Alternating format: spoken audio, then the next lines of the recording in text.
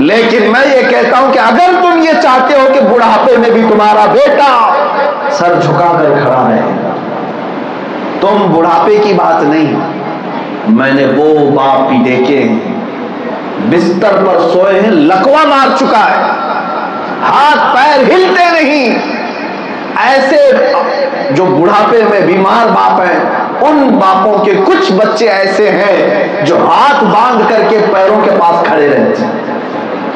میں یہ پوچھتا ہوں، اب تو باپ اٹھنے کے بھی قابل نہیں، یہ بیٹا آج ادب کیوں کر رہا ہے؟ باپ تو اب مارے گا بھی نہیں، جائیداد تمہاری ختم بھی نہیں کرے گا، یہ تو فالج زدہ ہے، پیرالائز ہو گیا ہے، پھر بھی بیٹا ادب کیوں کر رہا ہے؟ کچھ گھروں کی بات میں بتا رہا ہوں، یہ وہ بیٹے ادب کر رہے ہیں، کون سے ہیں؟ یہ نسخہ میں آج دے جاتا ہوں، اگر تم چاہتے ہو کہ تمہاری مجبور سبسکرائب کیجیے ہمارے چینل نور رضا کو اور بیل آئیکن کو پریس کیجیے جس سے آپ کو ہماری نیو ویڈیو کی نوٹیفیکیشن ملتی رہے۔ اور ایک بات میں آپ کو بتا دوں، ہر باپ یہ چاہتا ہے کہ میرا بچہ فرمان بردار ہو، ہر باپ چاہتا ہے، لیکن تمہارے ہاتھ میں یہ اختیار نہیں ہے۔ جب بچہ 4 سال کا، 6 سال کا ہو، 10 سال تک ہو سکتا ہے تمہارا بچہ تمہاری ہر بات مان رہا ہو، تھوڑی جوانی آنے دو پھر دیکھو، جب تمہارا بڑھاپا آ جائے اور بیٹوں کی جوانی آ جائے، اب کون بچہ فرما بردار ہے، کون کتنا ادب کرتا ہے، یہ دیکھنے کے قابل ہے۔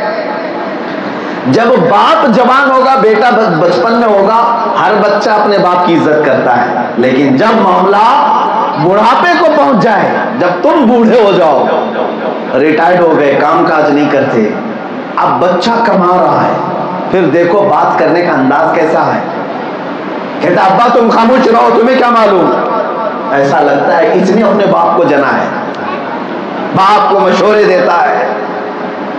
یہ ہے، کئی گھروں میں ہے، باپ کو کونے میں بٹھا دیا جاتا ہے۔ یہ باتیں جن لوگوں کو لگتی ہیں میرے عزیزوں، بچوں سے بھی میں کہتا ہوں، تم جھڑک تو دیتے ہو، ابا چپ رہو نا، کیا بار بار بیچ میں ٹانگ اڑاتے ہو؟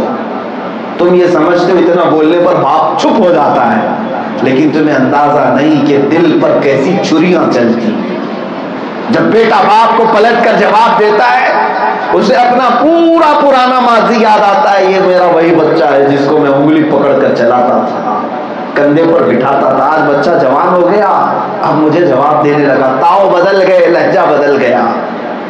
لیکن میں یہ کہتا ہوں کہ اگر تم یہ چاہتے ہو کہ بڑھاپے میں بھی تمہارا بیٹا سر جھکا کر کھڑا رہے، تم بڑھاپے کی بات نہیں، میں نے وہ باپ بھی دیکھے بستر پر سوئے ہیں، لقوہ مار چکا ہے، ہاتھ پیر ہلتے نہیں، ایسے جو بڑھاپے میں بیمار باپ ہیں، ان باپوں کے کچھ بچے ایسے ہیں جو ہاتھ باندھ کر کے پیروں کے پاس کھڑے رہتے ہیں۔ میں یہ پوچھتا ہوں، اب تو باپ اٹھنے کے بھی قابل نہیں، یہ بیٹا آج ادب کیوں کر رہا ہے؟ باپ تو اب مارے گا بھی نہیں، جائیداد تمہاری ختم بھی نہیں کرے گا، یہ تو فالج زدہ ہے، پیرالائز ہو گیا ہے، پھر بھی بیٹا ادب کیوں کر رہا ہے؟ کچھ گھروں کی بات میں بتا رہا ہوں، یہ وہ بیٹے ادب کر رہے ہیں، کون سے ہیں؟ یہ نسخہ میں آج دے جاتا ہوں، اگر تم چاہتے ہو کہ تمہاری مجبوری کے وقت، تمہارے بڑھاپے کے وقت تمہارا طاقتور بیٹا تمہارا ادب کرنا چاہے، اگر تمہاری خواہش ہے تو سنو، نسخہ یہی ہے کہ جب اللہ تمہارے ہاتھ میں اس کی تربیت دے رہا ہو، جب تم جوان اور بچہ چھوٹا ہو، اس وقت تم اپنی محبت اس کے سینے میں مت ڈالنا، بیٹا باپ سے ایسے مت بات کر، بیٹا باپ کو مقدم رکھ، نہیں، تم کچھ مت بولو اپنے بارے میں، بس اس بچے سے کہو کہ بیٹا چلتے پھرتے، اٹھتے بیٹھتے، سوتے جاگتے، اگر کوئی نام تیری زبان پر ہو تو محمد محمد ہونا چاہیے، مصطفیٰ مصطفیٰ ہونا چاہیے۔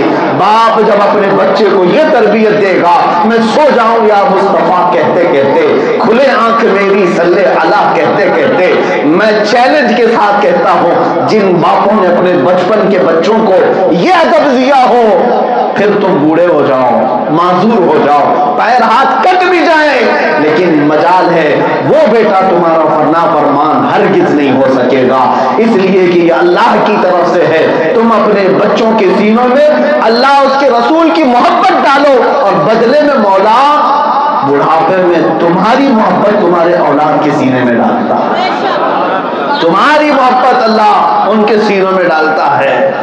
یہ تربیت کی ضرورت ہے ان بچوں کو. سب سے پہلی چیز کیا سکھانا ہے؟ حب نبیکم، اپنے نبی کی محبت، اپنے نبی کی محبت. اگر یہ آپ نے اپنے بچوں کو دے دیا تو بہت بڑا تحفہ دیا، بہت بڑا انعام دیا اپنے بچوں کو. اور الحمدللہ ہم سنی ہیں، اہل سنت و جماعت کی جہاں جہاں بھی ہم نے مجلسیں دیکھی ہیں، یہ جو ابھی چھوٹے بچے اسٹیج پر آئے، عموماً ہوتا ہے مقرر بعد میں آتے ہیں، گلی محلے کے چھوٹے بچے پہلے نعت گنگنا رہے ہوتے، اس کو ختم کبھی نہ ہونے دینا. اسٹیج چاہے کتنا بڑا ہو، کتنا بڑا مقرر کیوں نہ آنے والا ہو، لیکن محلے کے بچے، گلی کے بچے جب اسی منبر پر کھڑے ہو کر میرے مصطفیٰ کی ثنا بیان کر رہے ہوتے ہیں تو ہماری امیدیں جاگ جاتی ہیں. اس لیے کہ یہاں کے باپوں نے اپنے بچوں کی زبان پر گانے نہیں دیے، مدینے کے تاجدار کے نغمے عطا کیے. اتنی بات یاد رکھو، جو بچہ بچپن میں یہ کہتا ہو سب سے اعلیٰ و اولا ہمارا نبی، سب سے بالا و بالا ہمارا نبی، انشاءاللہ وہ جوانی میں جب اٹھے گا میرے مصطفیٰ کی نظریں اس پر ہوں گی، میرے مصطفیٰ کریم کی نظریں اس پر ہوں گی. شرط یہ ہے کہ اپنے بچوں کو نبی کی محبت سب سے پہلے تحفے میں دو، سب سے پہلے تحفے میں دو. آپ کو اندازہ بھی نہیں ہے، بچہ جس دن پیدا ہوتا ہے آپ کے ہاں پتہ ہے اذان دی جاتی، جس کو آپ لوگ کیا کہتے ہیں، بام نماز کچھ جگہ کہتے ہیں، اذان اقامت دی جاتی. کسی مولوی صاحب کو بلائے، مؤذن صاحب کو بلائے، بانگی صاحب کو بلائے. بچہ پیدا ہوا ہے، بیٹا ہوا ہے کہ بیٹی ہوئی ہے، دونوں، لیکن سب سے پہلا ہمارا کام کیا ہوتا ہے؟ اس کے کان میں ہم اذان دیتے ہیں، اذان دیتے ہیں. اب توجہ چاہتا ہوں، بیٹا اللہ نے دیا ہے، بیٹی اللہ نے دیا ہے، شکر اللہ ہی کا ہے، تعریف اللہ ہی کی ہے، عبادت اللہ ہی کی ہے. لیکن جب ہم کان میں اذان دیتے ہیں تو جہاں ہم اشہد ان لا الہ الا اللہ کہتے ہیں، ساتھ میں ہم اشہد ان محمد رسول اللہ بھی کہتے ہیں. کان میں یہ کہتے ہیں میں گواہی دیتا ہوں کہ اللہ کے سوا کوئی معبود نہیں. کان میں ہم یہ بھی کہتے ہیں میں گواہی دیتا ہوں محمد اللہ کے رسول ہیں. یہ کس لیے؟ اس لیے کہ آج تمہارا بچہ پہلی آواز سن رہا ہے، دنیا کی پہلی آواز سن رہا ہے، تو اس کے کانوں میں اللہ کی محبت ہونی چاہیے اور رسول کی محبت ہونی چاہیے. یہیں سے تربیت شروع ہے.